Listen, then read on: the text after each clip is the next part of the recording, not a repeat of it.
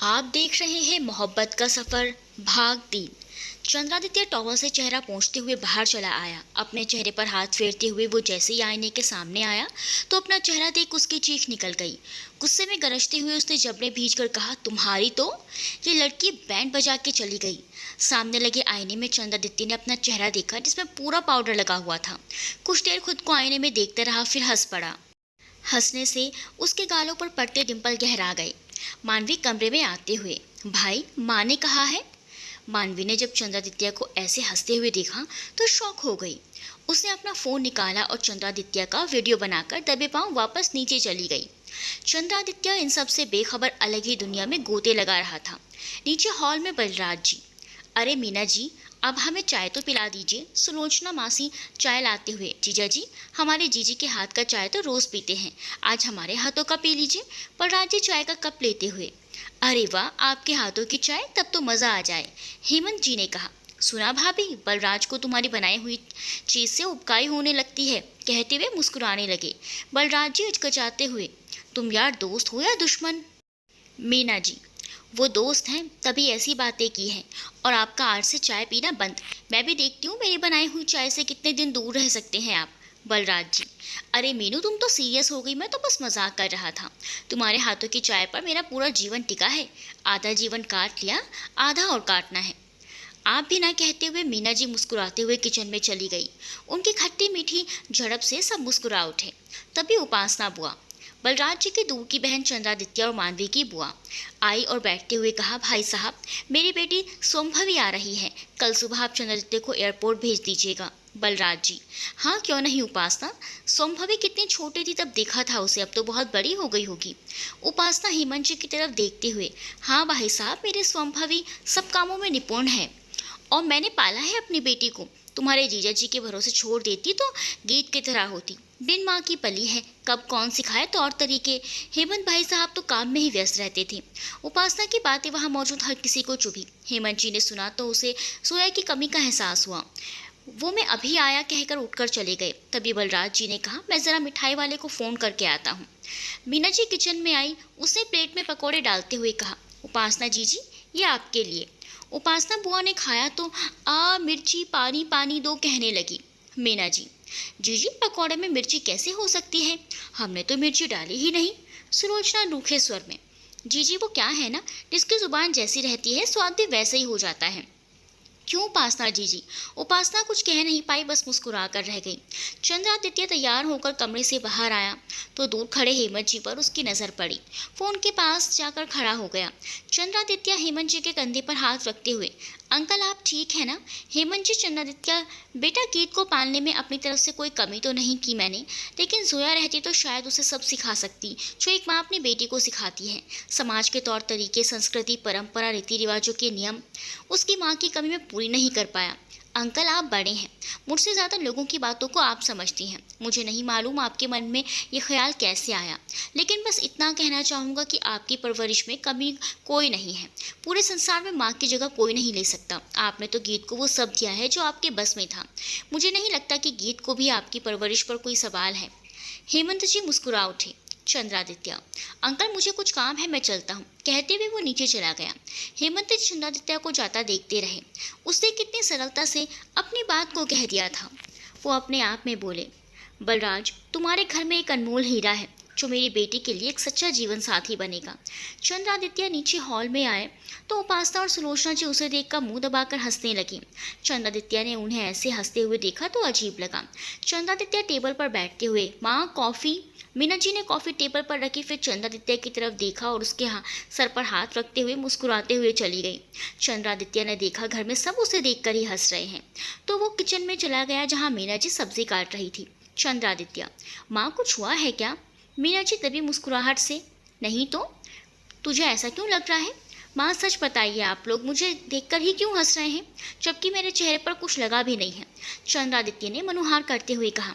मीना जी ने उसे देखा, फिर खुलकर हंस पड़ी। तभी मानवी आई और चंद्रादित्य को देखकर वापस जाने लगी। चंद्रादित्य, मनु रुक। मानवी अनजान बनते हुए, जी भाई कुछ काम है क्या? चंद्रादित्य, तू बताएगी या मैं पता लगाऊं? मानवी, भाई मुझे बाहर गीत बुला रही है, मैं आती हूँ कहते हुए चली गई। मीना जी बाहर जाते हुए बोली, मेरा बेटा बचपन में पाउडर लगाता था ये तो जानती हूँ, पर अब भी लगाता है मुझे आज पता चला। चंद्रादित्य ने सुना तो उसे समझते देर ना लगी। मानवी गीत के साथ पकौड़े खाते हुए हंस रही थी कि चंद्रादित्य उसके पास आकर उसकी चोटी पकड़ते हुए, तूने सब किया था ना मोटी। मानवी, भाई भाई मैंने कुछ नहीं किया, अब कुछ नहीं जानती मैं। आप छोटी छोड़ो ना। चंद्रादित्य, पहले बता, नहीं तो तेरे ससुराल में फ़ोन करके बता दूंगा कि बचपन में तू। गीत चंद्रादित्य के ये रूप देखकर हैरान थी। बताती हूँ, आप छोड़ो तो सही। कुछ देर पहले मानवी नीचे आकर सोफे पर खड़े होते हुए, सुनिए सुनिए, आप लोगों के लिए एक सनसनी खबर है जिसे देखकर आप लोगों की आंखें 2 इंच और बढ़ जाएंगी और मुंह से आवाज़ नहीं निकलेगी। यार, उपासना बुआ, ऐसा क्या है मानवी बेटा। सुलोचना मासी, जमाई जी का फ़ोन आया है क्या। मानवी शर्माते हुए, आप ही ना मासी। मीना जी, अरे बता तो सही, चुप रहकर मन में उत्सुकता क्यों बढ़ा रही है। आपको कुछ दिखाना है, जल्दी आइए। कहते हुए मानवी ने फ़ोन में वीडियो प्ले किया। आप खुद देख लो, कहते हुए फ़ोन पर चंद्रादित्य का वीडियो प्ले कर दिया, जिसे देखकर सब ठहाके मारकर हंस पड़े। मानवी भागते हुए नीचे आई तो गीत और चंद्रादित्य भी उसके पीछे आ गए। माँ से देखो ना भाई, मुझे कितना परेशान कर रहे हैं, कहते हुए मानवी ने मुंह सिकोड़ लिया। चंद्रादित्य ने मानवी की चोटी को पकड़ते हुए तिरछी मुस्कान से कहा, मासी आपने तो देखा था, बचपन में मनु चीटी सिंह जैसे दिखती थी। सब हंस पड़े। माँ देखो ना भाई क्या बोल रहे हैं, कहते हुए मानवी ने मुंह फुला लिया। मीना जी ने उसे दुलारते हुए चंद्रादित्य से कहा, आदि बेटा, खबरदार जो तुम मेरी मनु को चीटी सिंह कहा तो इसके ससुराल जाने के बाद कह लेना। गीत की हंसी तो रुक ही नहीं रही थी। सब चुप हो गए, लेकिन गीत हंसती ही रही। चंद्रादित्य और बाकी सब उसे देखने लगे। आखिर में गीत हंसते हुए रो पड़ी। उसने अपने आंसू पोंछते हुए कहा, वो पहली बार खुलकर हंस रही थी तो आंखों से पानी निकल आया। मैं अभी आती हूँ, कहते हुए चली गई। मानवी, माँ गीत को क्या हुआ, वो ऐसे रोने क्यों लगी। मीना जी ऊपर की तरफ देखते हुए, बेटा बिन माँ की बच्ची जब भरा पूरा परिवार देखती है ना तो आंखों में आंसू भर आते हैं। परिवार के नाम पर सिर्फ पिता का साया ही तो मिला है मेरी बच्ची को, ऐसे में परिवार के बीच रहने लगेगी तो आंखों पर तो नम होंगे ही ना। कहते हुए वो किचन में चली गई। सबको दुख हुआ कि गीत ने अपनी ज़िंदगी इतने सालों से कैसे जी होगी। माँ के बिना सब कुछ अधूरा होता है। हम तो अपने परिवार से 2 पल की दूरी भी सहन नहीं कर सकते। चंद्रादित्य ने गीत के कमरे की तरफ देखा और घर के बाहर चला गया। शाम का समय, सब खाने के लिए बैठे थे। मेहमान अभी कम ही थे। जो आए थे उन्हें पहले से ही खाना खिला दिया गया था। चंद्रादित्य खाने के टेबल के पास आया तो देखा सब बैठे थे। वो आकर अपनी जगह पर बैठ गया। बलराज जी, अरे वाह मीना जी, आज क्या बना है खाने में जो उसकी खुशबू मेरे कमरे तक आ रही थी। उपासना, हाँ भाभी, आज क्या बनाई आपने। हेमंत जी, मैं बताता हूँ, आज फ्राइड राइस, पूरी आलू की कड़ी और मीठे में स्पेशल खीर। मीना जी ने हाँ में सर हिला दिया। मानवी, अंकल आपको कैसे पता, माँ तो किचन में अभी गई थी। आज का खाना तो गीत, मतलब आज हम सबको गीत के हाथों का खाना खाएंगे। चंद्रादित्य की नजरें किचन के दरवाजे पर टिकी थी। गीत आई और खाना टेबल पर रख दिया। गीत, माँ आप भी बैठिए, आज मैं खाना परोस दूंगी। मीना जी भी खाने के लिए बैठ गई। गीत ने सबको खाना परोस दिया। चंद्रादित्य खाना खाते हुए एकटक गीत को देखने लगा। गीत ने देखा तो असहज होने लगी। वो नजरें झुकाए खड़ी रही। सब खाने में थे तो तभी चंद्रादित्य ने कहा, माँ खीर। मीना जी, गीत बेटा, आदि को खीर देना तो। गीत ने थोड़ा झिझकते हुए खीर की कटोरी चंद्रादित्य के पास रख दी और अपनी जगह में जाकर खड़ी हो गई। वो मुस्कुराया और फिर से कहा, माँ खीर। गीत ने बिना कुछ कहे उसे प्लेट में बची सारी खीर डाल दी। चंद्रादित्य की मुस्कान छोटी हो गई। मानवी, भाई आपको तो खीर ज़्यादा ही पसंद नहीं थी ना। चंद्रादित्य, तू बनाती ही भी कम ही थी। सब आपस में बातें करने लगे तो बलराज जी ने गीत को अपने पास बुलाते हुए कहा, बेटा तुम्हारे हाथों में माँ काली के साथ अन्नपूर्ण देवी का भी निवास करती है, हमेशा खुश रहो। गीत मुस्कुरा उठी। मानवी, गीत सच में तुम्हारे हाथों में जादू है। एक बार खाने के बाद कभी उसकी खुशबू भी नहीं भूल पाएंगे, ऐसा खाना बनाती हो तुम। अरे आज तो भाई ने 4 कटोरी खीर खाई है। सब खाकर उठकर गए। बलराज जी और हेमंत जी टहलने निकल गए। पांडे को उसके होने वाले पति का फोन आया तो वो अपने कमरे में चली गई। उपासना और सुलोचना भी टहलने चली गई। मीना जी प्लेट उठाने को हुई तो गीत ने कहा, माँ आप जाइए, हम ये कर लेंगे। मीना जी, पर बेटा तुम खाना तो खाओ, ठंडा हो रहा है। ये सब मैं कर लूँगी, बैठो मैं परोसती हूँ। गीत, मैं खा लूंगी, आप जाइए कहते हुए उसे भेज दिया। गीत ने चंद्रादित्य की प्लेट को छोड़कर बाकी की प्लेट उठाकर किचन में रख दिया। देखा चंद्रादित्य किचन में फ्रिज से कुछ निकाल रहा था। गीत बाहर चली गई। गीत अभी आई ही थी कि तभी किचन से बर्तन गिरने की आवाज आई। वो किचन में गई तो देखा जमीन में ग्लास गिरा हुआ था। उसे उठाकर गीत ने वापस सही से रखा और बाहर आ गई। अगले पल फिर उसके कानों में वही आवाज आई। वो किचन में गई तो नीचे जमीन पर फिर से ग्लास गिरा हुआ था। गीत ने उसे उठाकर रखा, फिर बाहर चली आई। गीत जैसे ही बैठने को हुई एक बार फिर आवाज आई और वो गुस्से में अंदर किचन में गई। सामने देखा चंद्रादित्य प्लेटफॉर्म पे बैठा आइसक्रीम खा रहा था। गीत गुस्से में, आप क्यों बार बार ग्लास गिरा रहे हैं? चंद्रादित्य ने उसे ऊपर से नीचे तक देखा और बिना कुछ बोले आइसक्रीम खाने लगा। गीत ने उसे अजीब नजरों से देखते हुए पाया तो घूम कर जाने लगी। आगे दरवाजे से टकराने वाली थी कि चंद्रादित्य ने उसकी बाह पकड़कर अपनी तरफ खींच लिया। गीत चंद्रादित्य के सीने से जा लगी। चंद्रादित्य उसे खुद से दूर करते हुए, देखकर नहीं चल सकती, अभी लग जाती तो। गीत उसे देखते हुए, आपकी गलती है, आप क्यों बार बार मुझे परेशान कर रहे हैं? ढंग से खाना खाने भी नहीं दे रहे। चंद्रादित्य ने सुना तो कहा, तुमसे बात करनी थी, सीधे शब्दों में भी तो कह सकते थे। चंद्रादित्य को कुछ कहते नहीं बना तो कहा, तुम जाओ, खाना ठंडा हो रहा है, कहते हुए किचन से बाहर चला गया। गीत, इसे क्या हो गया? चंद्रादित्य किचन से बाहर आया तो देखा उसकी छोटी प्लेट में ही गीत खाना खा रही थी। वो बिना कुछ बोले हल्के से मुस्कुराते हुए चला गया। गीत खाने के लिए बैठी तो देखा प्लेट पे खीर थोड़ी सी कम थी। वो मुस्कुरा उठी और खाने लगी। ये कैसा एहसास था दोनों के बीच जो एक दूसरे की ओर खींचे जा रहा थे, जिससे दोनों ही अनजान थे। गीत जब खाना खाकर ऊपर आई तो देखा चंद्रादित्य दरवाजे पर ही खड़ा था। वो जैसे ही जाने लगे तो चंद्रादित्य ने कहा, सुनो गीत रुक गई। चंद्रादित्य, तुम्हारे हाथों का खाना माँ के हाथों के जैसा है। पापा और मनु जो कहते हैं सच कहते हैं। गीत ने सुना तो मुस्कुरा उठी और हल्के से कहा, थैंक यू। चंद्रादित्य, कल से मुझे तुम्हारे हाथ का ही खाना खाना है, कहते हुए अंदर चला गया। गीत मुंह बनाते हुए, अकड़ू कहीं का, ये नहीं कह सकते कि गीत तुम अच्छा खाना बनाती हो, सब घुमाकर बोलना जरूरी था। वो खुद में बड़बड़ाई और सोने के लिए चली गई। अगली सुबह चंद्रादित्य सोकर उठा तो देखा नाश्ता उसके बेड के बगल में टेबल पर रखा हुआ था। उसमें एक चिट्ठी लिखी थी, आपका नाश्ता। नीचे मेहमान थे तो माँ ने आपको ऊपर नाश्ता करने के लिए कहा। आप गहरी नींद में थे तो मैंने उठाया नहीं। आज से आपका नाश्ता और खाना दोनों ऊपर ही देने के लिए कहा है माँ ने। चंद्रादित्य पढ़ते हुए मुस्कुरा उठा। अब से रोज गीत जो खाना देने वाली थी। वो उठकर फ्रेश होने चला गया। गीत प्लेट लेने आई तो देखा चंद्रादित्य तैयार हो रहा था। आईने में जब चंद्रादित्य ने गीत को देखा तो कहा, अंदर आ जाओ। गीत प्लेट लेकर जाने लगी तभी चंद्रादित्य का फोन बजा। चंद्रादित्य कान और कंधे के बीच मोबाइल रख आस्तीन मोड़ने लगा। गीत ने देखा तो प्लेट वहीं रख उसके हाथ की आस्तीन चढ़ाने लगी। चंद्रादित्य बात करना भूल अपलक उसे देखने लगा।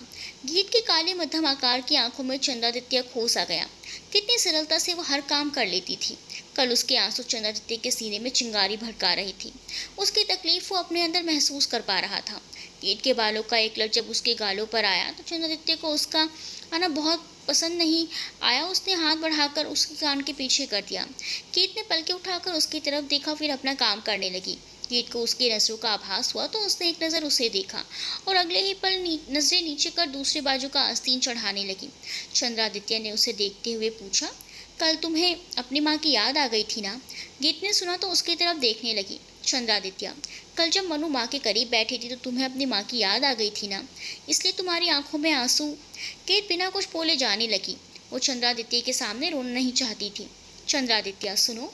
गीत के कदम ठहर गए। चंद्रादित्य ने जब उसकी पनीली आंखें देखी तो सहज भाव से कहा, हर बच्चे को पालने के लिए माँ की ज़रूरत होती है, लेकिन तुम तो एक निडर शहजादी हो जिसे एक पिता ने पाला है। अपने पिता की परवरिश पर सवाल मत उठाना, ऐसे रोकर अपनी माँ को याद करके, बस मुस्कुराते हुए याद करना जैसे तुम्हारी माँ को भी खुशी हो। गीत ने सुना तो उसकी आंखें भर आई और वो रोने लगी। चंद्रादित्य ने झिझकते हुए उसे हल्के से गले लगा लिया और गीत उसकी शर्ट पकड़कर सुबकने लगी। चंद्रादित्य, रोना नहीं। गीत, माँ अगर होती तो मुझसे बहुत प्यार करती और पापा तो माँ से भी ज़्यादा प्यार करते हैं। चंद्रादित्य गीत की भावना को भली भांति समझ रहा था। उसने अपनी बाजों में उसे समेट लिया। तभी किसी ने दरवाजे पर दस्तक दिया। गीत और चंद्रादित्य ने देखा दरवाजे की तरफ तो दोनों की आंखें बड़ी हो गई। सामने रानू खड़ी थी। चंद्रादित्य और गीत झटके से अलग हो गए। गीत को यकीन नहीं हुआ कि रानू यहाँ उसके सामने खड़ी है। रानू अंदर आते हुए, तुम तो यहाँ रासलीला कर रही हो और मुझे वहाँ वनवास में रहने के लिए छोड़ आई थी। तेरे कृष्ण कन्हैया तो हॉट एंड सेक्सी है यार, लेकिन तू मुझे भूल गई कमी। गीत रानू का मुंह अपने हाथ से बंद करते हुए, चुप हो जा यार, कुछ भी बोलती है। फिर चंद्रादित्य से, आप तैयार हो जाइए, खाना मैं लाती हूँ। चंद्रादित्य, तुम बात करो, खाना मैं खा लूँगा। गीत, आपको नीचे जाना पड़ेगा, माँ ने कहा है आपको आपके रूम में ही खाना देने को। वैसे ये मेरी दोस्त रानू है, दिल्ली में मेरे साथ ही पढ़ाती है। रानू अपना हाथ आगे बढ़ाते हुए, हेलो जीजू, मैं रेणुका उर्फ रानू। गीत ने सुना तो उसकी आंखें बड़ी हो गई। चंद्रादित्य तो बस देखता रह गया। चंद्रादित्य रानू से हाथ मिलाते हुए, डॉक्टर चंद्रादित्य सिंह, हमारे घर में आपका स्वागत है रेणुका जी। नीचे से किसी ने उसे आवाज़ दी तो वो नीचे चला गया। रानू और चंपे में खड़ी एकटक चंद्रादित्य को देखने लगी। गीत ने रानू से कहा, रानू। रानू फिर खींचते हुए रानू को अपने संग जबरदस्ती ले जाने लगी। नीचे जाते हुए चंद्रादित्य रानू की बात याद कर मुस्कुरा उठा। केट रानू को अपने कमरे में लेकर आई और बेड पर ढकेलते हुए कहा, टेम्पो, तू बदतमीज़ कैसे हो गई? फिर उसे पिलो से मारते हुए, क्या ज़रूरत थी उनके सामने अपनी सड़ी हुई शक्ल लेकर आने की? तू उनके सामने कैसी बातें कर रही थी? अब मैं उनके सामने कैसे जाऊंगी? क्या सोच रहे होंगे वो मेरे बारे में? रानू पिलो से वापस उसे मारते हुए, कमीनी, मैं यहाँ इतनी दूर तुमसे मिलने आई हूँ, न हाय न हेलो, बस लगी सुनाने। खाने को भी नहीं पूछा और मुझे कह रही हो कि उनके सामने क्यों गई? मुझ पर ही चढ़ी जा रही हो। केट बिस्तर में लेट गई, उसकी बगल में रानू भी लेट गई। केट छत को देखते हुए, तू यहाँ आई कैसे? रानू, अंकल को फ़ोन किया था और एयरपोर्ट पर अंकल ही लेने ही तो आए थे। सोचा तुम्हें सरप्राइज़ दे देंगे, लेकिन यहाँ तो तूने ही सरप्राइज़ दे दिया यार। वैसे लड़का है बड़ा स्मार्ट और हैंडसम। चंद्रादित्य नीचे आया तो बलराज जी, आदि बेटा कहीं जा रहे हो? चंद्रादित्य, एयरपोर्ट। बलराज जी, हाँ जाओ, आते समय तिवारी जी के यहाँ से केसर जलेबी लेते आना, वो गीत बेटा को पसंद है। चंद्रादित्य, जी पापा कहते हुए बाहर निकल गया। बलराज जी, आराम से जाना, जी कहते हुए चंद्रादित्य आगे बढ़ा, फिर रुकते हुए, पापा। बलराज जी, हाँ। चंद्रादित्य, आपकी कार ले जाऊँ? हाँ, ये भी कोई पूछने वाली बात है, चाबी वहाँ टेबल पर रखी है, ले जाओ। चंद्रादित्य चाबी उठाकर बाहर चला गया। बनारस एयरपोर्ट। एक लड़की जिसने ब्लैक शॉर्ट स्कर्ट के साथ हाई नेक टॉप और ऊपर कोट डाला हुआ था, वो एयरपोर्ट से बाहर आई और चंद्रादित्य को देख मुस्कुराते हुए उसके पास आई तो चंद्रादित्य ने उसे देख नजरें फेर ली। तभी वो लड़की चंद्रादित्य के सामने आकर रुकी और मुस्कुराते हुए बोली, आदि। चंद्रादित्य ने कुछ नहीं कहा और उसका सामान गाड़ी में रखकर ड्राइविंग सीट में आकर बैठ गया। लड़की पैर पटकते हुए कार में आगे आकर बैठ गई। चंद्रादित्य ने गाड़ी घर की ओर बढ़ा दी। लड़की, तुमने मुझे पहचाना नहीं क्या यार? मैं। चंद्रादित्य अब भी चुप ही था। हेलो, मैं इतनी देर से कुछ बोल रही हूँ, तुम सुन रहे हो कि नहीं? चंद्रादित्य कुछ भी नहीं बोला तो लड़की ने हल्के से चंद्रादित्य के हाथों पर अपना हाथ रख दिया। चंद्रादित्य ने झटके से अपना हाथ हटा लिया। लड़की ने देखा चंद्रादित्य उसकी तरफ देख भी नहीं रहा तो उसने अपनी स्कर्ट को हल्के से ऊपर कर लिया। चंद्रादित्य ने गुस्से में झटके से गाड़ी रोकी और दरवाजे से बाहर निकलकर लड़की को बाहर निकाला और उसका सामान डिक्की से निकाल वहीं रख दिया और लड़की से कहा, तुम में वो बात नहीं जो मुझे बहका सको और उसके जैसा कोई नहीं जो मुझे रिझा सके। कहते हुए गाड़ी आगे बढ़ा दी। लड़की उसे जाते हुए देखती रही और खुद से कहा, मैं भी देखती हूँ, मेरी इस बेइज्जती का बदला नहीं लिया तो मेरा नाम भी स्वंभवी नहीं। तुमने तो मुझे अकेले में बेइज्जत किया, लेकिन मैंने तुम्हें पूरी दुनिया के सामने शर्मसार नहीं किया तो देख लेना। घर में सब मिलाकर नाच गा रहे थे, इसलिए चंद्रादित्य पर उनकी नज़र नहीं पड़ी। चंद्रादित्य गुस्से में घर आया तो सबको सामने मुस्कुराते हुए देख खुद को शांत किया। गीत ने जब डांस करते हुए दरवाजे की तरफ देखा तो चंद्रादित्य ने इशारे में उसे बुलाया। गीत साइड से निकलते हुए जब उसके सामने गई तो चंद्रादित्य ने बिना कुछ कहे अपने हाथ में पकड़े सामान को उसे दिया और सीधे अपने कमरे की तरफ चला गया। गीत खुद से, इन्हें क्या हुआ है? ऐसा लगा जैसे अभी गुस्से में थे। तू भी ना गीत कुछ भी सोच लेती है।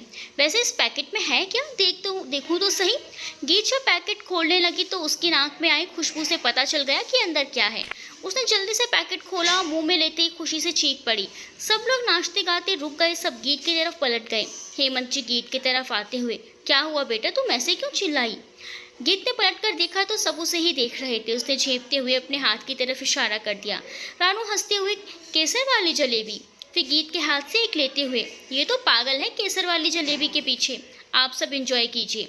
चंद्रादित्य जो ऊपर से नीचे देख रहा था वो अपने रूम में जाते हुए, पागल दीवानी बट शी इज क्यूट कहते हुए मुस्कुरा उठा। सब मुस्कुरा उठे और नाचने गाने में व्यस्त हो गई, रानू शक की निगाह से देखते हुए। वैसे ये लाया कौन? गीत खाते हुए, चंद्रादित्य। रानू, उसे बड़ा पता है तेरी पसंद नापसंद के बारे में, सच बता क्या चल रहा है? गीत, पागल है क्या? ऐसा कुछ भी नहीं है और ना ही कभी होगा, तू जानती है। और ना चंद्रादित्य ऐसा कुछ सोचते होंगे। तभी बलराज जी उनके पास आते हुए, आदि कहाँ है बेटा? गीत, अंकल वो ऊपर गए हैं। बलराज जी, तुम्हें पसंद आई केसर जलेबी? गीत, हाँ अंकल बहुत अच्छी है, दिल्ली से भी ज़्यादा स्वादिष्ट है। बलराज जी उसके सर पर हाथ रखकर, हाँ आदि को कहा था तुम्हारे लिए लाने के लिए, तुम्हें पसंद है ना? गीत मुस्कुराकर, थैंक यू अंकल, आप भी लीजिए ना। बलराज जी, तुम आराम से खाओ, मैं अभी आता हूँ, कहते हुए चले गए। गीत रानू के सर पर टपली मारते हुए, अब क्या कहेगी? अंकल ने मंगाया था समझी? रानू, पर लाया तो चंद्रादित्य ही है ना? गीत चिढ़ते हुए, जा तू उसी के पास, अब नहीं खाने दूंगी, कहते हुए आगे बढ़ गई। बलराज जी ऊपर चंद्रादित्य के कमरे में आते हुए, बेटा आदि सोमभवी को लेकर आए नहीं तुम? एयरपोर्ट गए थे ना बेटा? चंद्रादित्य लैपटॉप बंद करते हुए उठते हुए, पापा जी गया था, उसने कहा कि वो अपने किसी फ्रेंड के साथ आ जाएगी। बलराज जी, ठीक है तुम काम करो, मैं जाकर उपासना को बता देता हूँ, कहीं परेशान ना हो जाए। चंद्रादित्य, जी पापा। बलराज जी नीचे चले गए तो चंद्रादित्य अपनी कुर्सी पर बैठते हुए काम करने लगा। दोपहर का समय, सब खाना खाकर आराम कर रहे थे। गीत और रानू मीना जी के साथ बातें करते हुए हंसे जा रही थी, जिसकी गूंज पूरे घर में गूंज रही थी। तभी दरवाजे की बैल बजी। गीत, मैं देखती हूँ, कहते हुए दरवाज़ा खोलने चली गई। गीत ने दरवाज़ा खोला तो सामने उसकी ही उम्र की एक लड़की खड़ी थी। गीत शालीनता से, जी आप कौन? लड़की, माय फुट, हटो रास्ते से, कहते हुए अंदर जाने लगी। गीत उसे रोकते हुए, ऐसे कैसे अंदर जाने दूं अपने घर में? पहले बताओ कि तुम कौन हो? मैं जो भी रही हूँ, तुम होती कौन हो मुझसे ये सवाल पूछने वाली गंवार कहीं की? नौकर हो तो नौकर की तरह रहो, मालिक बनने की कोशिश मत करो, समझे तुम? लड़की ने गुस्से से घूरते हुए कहा। गीत ने उसी लहजे में जवाब दिया, शहर से आई हुई छिपकली की शहजादी, अपनी ज़बान को लगाम दो, अगर मैं लगाम लगाने पर आई ना तो मुंह से बोल नहीं फूटेंगे। यू ब्लडी, तुम्हारी हिम्मत कैसे है मुझसे ऐसे बात करने की? लड़की ने उसे उंगली दिखाते हुए कहा। गीत अपना हाथ बांधते हुए, अपनी जुबान से की है, वो भी तुम्हारे 2 किलो के मेकअप से सने चेहरे के सामने। लड़की उसकी ओर कदम बढ़ाते हुए, तुम? तभी मीना जी आते हुए बोली, गीत क्या हुआ बेटा, और तुम किससे बातें कर रही हो? गीत, माँ वो। मीना जी ने जब स्वयंभवी को वहां देखा तो कहा, स्वयंभवी बेटा तुम कब आई? अंदर आओ, तुम तो अपने किसी दोस्त के साथ आने वाली थी। स्वयंभवी जबरदस्ती मुस्कुराते हुए, हाँ आंटी वो मेरी दोस्त बहुत जिद कर रही थी ना तो उसी के साथ गई थी। मीना जी बाहर, क्यों हो? अंदर आओ बेटा। गीत, स्वयंभवी गीत को घूरते हुए अंदर चली गई। गीत आकर रानू के बगल में बैठ गई। रानू उसे देखते हुए, ये लाल परी कौन है यार? मुझे क्या पता। रानू, तो किसे पता होगा, दरवाज़ा तो तूने ही खोला था ना। तेरी शक्ल देखकर और उसकी शक्ल देखकर तो यही लगता है कि आग में घी डल गई या घी में आग। गीत खींचते हुए, अरे सच में नहीं पता, एक नंबर की चिड़चिड़ी है ये चुड़ैल, तुझसे तो कम ही होगी। रानू बड़बड़ाई तो गीत उसे घूरने लगी। मीना जी, आने में कोई तकलीफ तो नहीं हुई बेटा? स्वयंभवी, जी नहीं आंटी। मीना जी उसे गीत और रानू से मिलाते हुए बोली, ये गीत है दिल्ली वाले भाई साहब की बेटी और ये गीत की दोस्त रानू। स्वयंभवी उन दोनों को इग्नोर करते हुए, आंटी मम्मी कहाँ है? वो गेस्ट रूम में है, तुम आओ मेरे साथ, कहते हुए मीना जी गेस्ट रूम की ओर बढ़ गई तो स्वयंभवी मीना जी के पीछे चली गई। जाते हुए वो पलटकर गीत को घूरने लगी तो रानू ने बदले में जीभ निकाल दी। गीत, रानू क्या करती है तू? रानू, क्या किया मैंने? उसने कुछ लुक दिया तो मैंने बदले में जीभ निकाल दिया, तो हो गया ना विलोरित। गीत, तेरा कुछ नहीं होगा। विलोम शब्द की विपरीत बुद्धिहीन लड़की, कहते हुए गीत अपने रूम में चली गई। रानू जाने लगी तभी उसका मोबाइल बजा। वो फोन उठाकर बात करने लगी। चंद्रादित्य जब नीचे आए तो देखकर सब जगह फूल ही फूल थे और जमीन पर गद्दे बिछे थे जिसमें सभी लोग खाना खा रहे थे। सिर्फ एक जगह को छोड़कर गीत और स्वयंभवी की बीच वाली जगह खाली थी, बाकी सभी जगह लोग बैठे हुए थे। चंद्रादित्य उनके बीच में जाकर बैठ गया। तभी स्वयंभवी ने उसके घुटने पर अपना घुटना रख दिया। चंद्रादित्य हल्के से पीछे हट गया। मौके का फायदा उठाते हुए स्वयंभवी ने फिर से वही किया तो चंद्रादित्य ने गुस्से में मुट्ठी भींच ली। कैसे इस बददिमाग लड़की को समझाए? चंद्रादित्य ने चारों तरफ नजरें घुमाते हुए देखा, सब खाने में व्यस्त थे। गीत पर उसकी नजर गई तो गुस्से और चिढ़ के भाव लिए चंद्रादित्य और स्वयंभवी को ही देख रही थी। चंद्रादित्य के चेहरे पर तिरछी मुस्कुराहट उभर आई। उसने स्वयंभवी के हाथ पर अपना हाथ रखते हुए कहा, स्वयंभवी तुम ठीक से बैठो ना। स्वयंभवी ने सुना तो उसकी खुशी का ठिकाना नहीं रहा। चंद्रादित्य इतने प्यार से बात कर रहा था, वो भी उससे जिसे कल बीच सड़क पर छोड़ गया था। लगता है कल मूड ऑफ रहा होगा। उसने कहा, आदि मुझे ये पुलाव खिलाओ ना। गीत ने सुना तो गुस्से में उठकर जाने लगी। तभी चंद्रादित्य ने उसका हाथ पकड़ लिया। गीत उठ नहीं पाई। वो गुस्से भरी नजरों से देखते हुए अपना हाथ छुड़ाते हुए दबी आवाज में बोली, हाथ छोड़िए मेरा। नहीं तो? चंद्रादित्य उसकी आंखों में देखते हुए, नहीं तो क्या?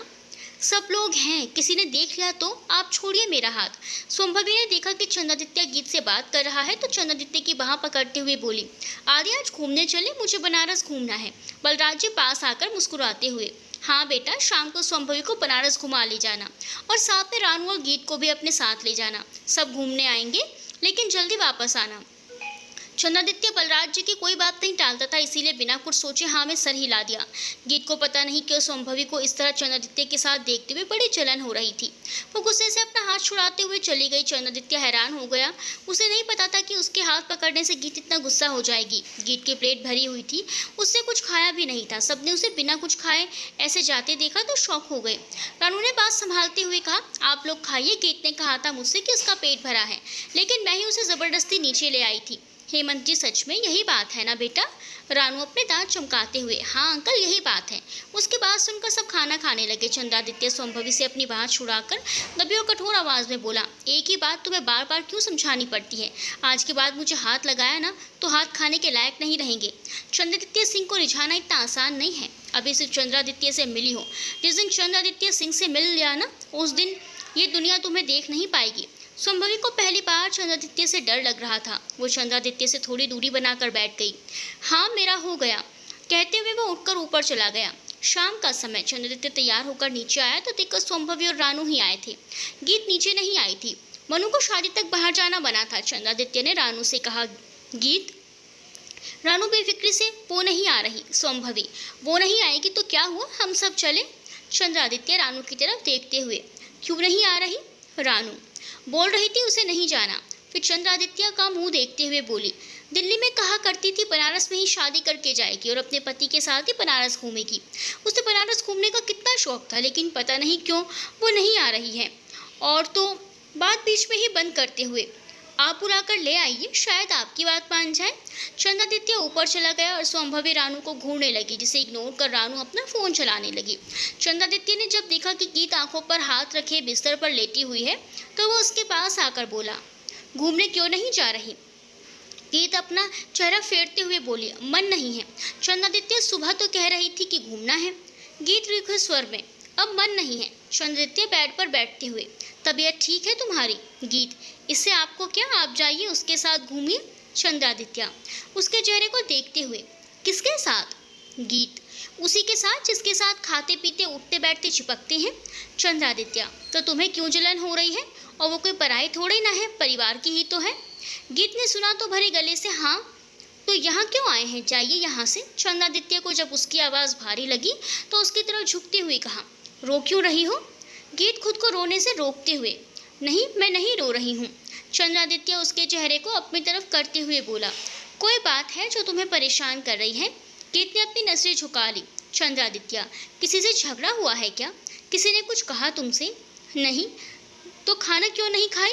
भूख नहीं थी। सच जानना चाहता हूँ। गीत, चंद्रादित्य, कोई बात जो मुझसे जुड़ी है और तुम्हें तकलीफ दे रही है तो कह सकती हो। मेरी गलती पर मुझे सुना सकती हो। मेरी वजह से तुम्हें कोई परेशानी हुई है तो उसके लिए माफ़। गीत ने चंद्रादित्य के हाथ पर अपना हाथ रख दिया। आप जाइए यहाँ से। गीत ने कहते हुए उसकी तरफ देखा तो पाया चंद्रादित्य की आंखें लाल थी। वही गीत की आंखें आंसुओं से भरी थी। चंद्रादित्य की तरफ देखते हुए गीत के आंसू बह निकले। चंद्रादित्य ने उसका चेहरा अपनी हथेली में भरते हुए आंसू अंगूठे से साफ किए तो गीत ने अपनी आंखें बंद कर ली। चंद्रादित्य, गीत की आंखें खुल गई। उसने चंद्रादित्य की तरफ देखा। आज पहली बार चंद्रादित्य ने उसे उसके नाम से पुकारा था। गीत को चंद्रादित्य के मुंह से अपना नाम सुनकर कितनी खुशी हो रही थी वो बयान नहीं कर सकती थी। उसके मुंह से अपना नाम सुनकर उसे अपना नाम और भी प्यारा लग रहा था। क्या कहा आपने, एक बार फिर कहिए। चंद्रादित्य उसकी आंखों में देखते हुए, गीत। दोनों की नजरें एक दूसरे पर ही टिकी थी। गीत की आंखें जो आंसुओं से भरी थी वो चमक उठी।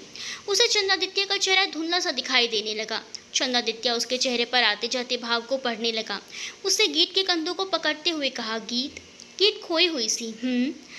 10 मिनट, जल्दी आना, कहते हुए चंद्रादित्य नीचे चला गया। गीत सर हिलाकर उसे देखते हुए, हाँ अभी आई। संभवी, इतनी धूप में मैं बाहर नहीं खड़े होने वाली। कहीं मेरे चेहरे पर डार्क सर्कल्स आने लग गए तो? नहीं। रानू ने जब उसे खुद से बातें करते देखा तो वो बोली, ये परकटी चुड़ैल क्या क्या बड़बड़ाए जा रही है। इतनी भी तो सुंदर नहीं है जो हल्के से धूप में कुम्हाल कर काली हो जाए। ऐसे लड़कियों के नखरे ही चोंचले भरे होते हैं। चंद्रादित्य बाहर आया तो संभवी उसे अकेले देखकर खुश हो गई कि गीत नहीं आएगी। वो मुस्कुराते हुए जाकर कार की फ्रंट सीट पर बैठ गई। वो जब कार में आकर बैठी तो संभवी को सामने बैठे देख बोला, तुम पीछे बैठो। संभवी मुस्कुराते हुए, क्यों, मैं तो यहीं बैठूंगी, चंद्रादित्य दरवाजा जोर से बंद करते हुए। तो फिर जाओ अकेले अकेले। उसके इस तरह से दरवाजा बंद करने से संभवी थोड़ी डर गई, तो वही रानू ने भी अपने मुंह पर हाथ रख लिया। फिर कुछ सोचते हुए चंद्रादित्य ने कहा, ठीक है बैठी रहो, कहते हुए वो भी आकर ड्राइविंग सीट पर बैठ गया। बैठे बैठे वो गीत के बारे में सोचने लगा कि कैसे एक छोटी सी बात पर आंसू बहा रही थी। पागल, ये लड़की भी ना कभी समझदारी वाली बातें करती है तो कभी बेवकूफ़ी भरी। पता नहीं ये लड़की मुझे समझ में क्यों नहीं आती, उलझा सा देती है हर बार। लेकिन आज उसकी आंखों में मेरे लिए शिकायत क्यों नजर आ रही थी?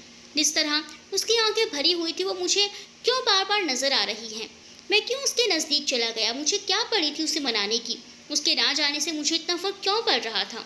आह, चंद्रादित्य तुझे क्या हो रहा है? वो कार में बैठा खुद से बातें करता रहा, फिर दरवाज़ा खोलकर बाहर निकल आया और गेट की ओर देखने लगा।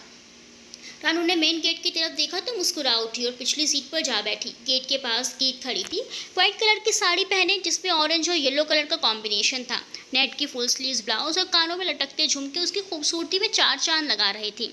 चंद्रादित्य ने उसे बाहर बने गलियारे पर एक हाथ गर्दन के पीछे और दूसरा गलियारे में बने पौधों की बाउंड्री वॉल पर हाथ रखकर खड़ी देखा तो उसका गला चौक हो गया। गीत की पतली कमर साफ तौर पर उसे दिखाई दे रही थी और वो आंखें बंद किए होंठों पर मधुर मुस्कान लिए खड़ी थी। उसने अपनी आंखें खोली तो सामने चंद्रादित्य को देखने लगी। एक पल को दोनों की नजरें टकराई तो गीत ने अपनी नजरें झुका ली और बिना चंद्रादित्य की ओर ध्यान दिए रानू के बगल में आकर बैठ गई। बड़ी देर कर दी तूने, रानू ने कहा तो गीत मुस्कुरा दी। रानू भी उसका चेहरा देखकर उसे छेड़ने लगी। संभवी ने जब उसे देखा तो ये गंवार लड़की कहते हुए मुंह सिकोड़ दिया। चंद्रादित्य बाहर खड़ा अपने बालों पर हाथ फिराने लगा। ये क्या हो रहा है चंद्रादित्य सिंह? कहीं तुम नहीं नहीं ऐसा कुछ नहीं है। उसने आकर ड्राइविंग सीट संभाल ली और गाड़ी आगे बढ़ा दी। रास्ते में मिरर को ठीक करते हुए चंद्रादित्य ने पीछे देखा तो गीत खिड़की पर चेहरा टिकाए बाहर आते जाते गाड़ियों को देख रही थी। उसके बाल हवा की वजह से बार बार चेहरे पर आ रहे थे। वो उसे एक हाथ से पीछे करती लेकिन अगले ही पल फिर से वापस आ जाते। चंद्रादित्य मुस्कुराते हुए ड्राइविंग करने लगा। थोड़ी देर बाद चंद्रादित्य ने गंगा घाट से पहले ही थोड़ी दूरी पर गाड़ी रोक दी और उन तीनों से बोला, आगे गाड़ी नहीं जाएगी, यहाँ से हमें पैदल ही जाना पड़ेगा। चारों गाड़ी से पैदल उतरकर चलने लगे बनारस की छोटी छोटी गलियों में, लेकिन उतनी ही भीड़ भरी। चंद्रादित्य आगे और तीनों लड़कियां उसके पीछे थी। थोड़ी दूर आने पर संभवी बोली, अब मुझसे चला नहीं जा रहा है, मैं आगे नहीं जा पाऊंगी। रानू से देखते हुए, हाँ चल भी कैसे सकती हो, तुमने इतने ऊंचे हील्स जो पहने हैं। संभवी उसे घूरते हुए, मेरी मर्जी में कुछ भी पहनूं, तुम होती कौन हो मुझे बोलने वाली? रानू कुछ कहना चाहती थी। गीत ने कहा, कोई बात नहीं, तुम दोनों लड़ाई मत करो। चंद्रादित्य उनके पास आकर, एनी प्रॉब्लम? संभवी उठते हुए, नो चंद्रादित्य। रानू, पर तुम्हें तो अभी कह रही थी कि आगे नहीं चल पाओगी और अब? संभवी, वो मुझे पहले लग रहा था चल नहीं पाऊंगी, लेकिन अब चल लूंगी। चलो चंद्रादित्य कहते हुए आगे बढ़ गई। रानू और गीत ने एक दूसरे को देखा तो चंद्रादित्य चलो कहते हुए आगे बढ़ गया। चारों गंगा घाट में पहुंचे जिसे देखते ही उनके चेहरे पर सुकून की लकीरें उभर आई। भोलेनाथ के दर्शन करने के बाद चारों घाट के पास आ गए। चंद्रादित्य एक नाव वाले से बात करके उन तीनों के पास आया। चंद्रादित्य, आइए आप लोग, कहते हुए नाव में जाकर खड़ा हो गया। गीत ने जब सामने गहरे पानी और नाव को देखा तो अपनी जगह पर ही खड़ी रही। चंद्रादित्य ने पहले रानू को आराम से नाव में चढ़ाया और उसके बाद संभवी को। जब उसकी नज़र गीत पर पड़ी तो उसने अपना हाथ आगे बढ़ा दिया। गीत ने नाव में सर हिला दिया। रानू और संभवी नाव में बैठी तो खुशी से चिल्लाने लगी। जब चंद्रादित्य ने उन दोनों को देखा तो दोनों एक दूसरे का मुंह देखने लगी, फिर हंस पड़ी। चंद्रादित्य गीत से, आइए, मुझे नहीं जाना, आप जाइए। रानू, कह क्यों नहीं देती, तुझे डर लगता है? गीत उसे आंखें दिखाते हुए, मुझे नहीं लगता डर, समझी तुम? रानू, तो फिर आ जाना यार, कितना मज़ा आएगा यार। गीत, नहीं मुझे नहीं जाना। चंद्रादित्य ने देखा गीत को पसीने आने लगे हैं और उसके चेहरे पर बेचैनी साफ नजर आ रही थी। संभवी, अगर नहीं आना चाहती तो ज़बरदस्ती मत करो। चंद्रादित्य नीचे उतर गया और नाव वाले से कहा, इनको 2-3 राउंड घुमाकर यहीं पास में उतार देना। हाँ कहते हुए नाव वाले ने नाव को आगे बढ़ा दिया। संभवी मन महसूस कर रह गई। कहाँ वो चंद्रादित्य के साथ समय बिताना चाहती थी, लेकिन यहाँ सब उल्टा हो गया। रानू से मुंह बनाते देख, तुम बचपन से ऐसी ही हो क्या? संभवी, तुम्हारे कहने का क्या मतलब है? रानू जीभ दिखाकर, ऐसे नकचड़ी। संभवी गुस्से से उंगली दिखाते हुए, तुमने मुझे नकचड़ी कहा? How dare you. वैसे ही जैसे तुमने मुंह बनाया। रानू से चिढ़ाती रही तो संभवी चिढ़कर उससे मुंह मोड़कर बैठ गई। रानू उसकी फोटो लेते हुए, wow she is very beautiful. Ranu को मोबाइल में देखते संभवी ने पूछा, क्या देख रही हो? रानू, तुम्हें क्या? सुंभवी उदास हो गई तो रानू उसके गले पर हाथ रखते हुए बोली, यार तुम तो छोटी छोटी बातों पर ही गुस्सा हो जाती हो, इतने बड़ी होकर ये देखो। कहते हुए उसके कुछ फोटो दिखाए जिसमें वो वास्तव में बहुत सुंदर लग रही थी। फिर क्या, दोनों फोटो लेने और रील्स बनाने में व्यस्त हो गई। दोनों कुछ वक्त के लिए भूल ही गई कि दोनों में कुछ देर पहले तू मैं भी हुई थी। घाट के पास चंद्रादित्य गीत के पास आकर खड़ा हो गया। गीत, आप क्यों नहीं गए? आपको अकेले कैसे छोड़ सकता था? वैसे भी वो दोनों साथ थी और आप अकेली। गीत घाट की सीढ़ी पर बैठते हुए, कितना सुकून है ना इस जगह में। चंद्रादित्य उसके चेहरे को देखकर चंद्रादित्य उससे थोड़ी दूरी पर बैठते हुए सामने देखने लगा। गीत उसके चेहरे को देखने लगी। चंद सूरज की किरणें उसके माथे पर पड़ रही थी। गीत खड़े होते हुए उसके सामने जाकर खड़ी हो गई, जिससे धूप चंद्रादित्य के ऊपर ना पड़े। चंद्रादित्य ने जब सामने देखा तो मुस्कुरा उठा। गीत उसे मुस्कुराते हुए देख मन में, क्या दिलकश मुस्कान है आपकी। चंद्रादित्य, जब सामने आप खड़ी हो। गीत, आपने कुछ कहा क्या? नहीं। और आपने? गीत, नहीं। गीत चंद्रादित्य की तरफ देखती रही और चंद्रादित्य भी उसे तभी गीत ने अपनी नजरें हटाई कि उसे पीछे देखते ही दौड़ पड़ी। गीत को ऐसे अचानक पीछे दौड़ते हुए वो हैरान रह गया। उसने पीछे पलटकर देखा तो गीत पान के ठेले पर जाकर खड़ी हो गई थी, लेकिन वहाँ और भी लोग थे जिस वजह से उसे जो लेना था लेते नहीं बन रहा था। चंद्रादित्य ने देखा तो मुस्कुरा उठा। सिंह, जान जाएगी कभी तेरी। कहते हुए वो भी गीत के पास आ गया। वो उसे हटाते हुए दुकानदार से बोला, चाचा एक पान बना दो। गीत उत्सुकता से बस पान बनाने वाले को ही देख रही थी। पान बनाकर दुकानदार ने चंद्रादित्य को दिया तो उसने पैसे देकर गीत का हाथ पकड़ लिया और साइड में आ गया। गीत बिना कुछ बोले उसके पीछे चली आई। चंद्रादित्य उसे पान देते हुए कुछ कहने ही वाला था कि गीत अपना बड़ा सा मुंह खोले आगे कर देती है। उसे मुंह खोले देख उसके हाथ रुक गए। गीत मासूमियत से, खिलाओ ना, मैंने कभी खाया नहीं है। उसे पकड़ूंगी तो गलती से गिर गया तो फिर वेस्ट हो जाएगा ना, प्लीज़ खिला दो। चंद्रादित्य आसपास देखने लगा, फिर उसके मुंह में पान डाल दिया। मुंह में पान पड़ते ही उसकी आंखें बंद हो गई। उसके होंठ के बगल से पान का रस मुंह से बाहर निकल आया। चंद्रादित्य ने उसे देखा तो कहा, तुम्हारे मुंह से। गीत ने जैसे सुना ही नहीं हो। जारी है।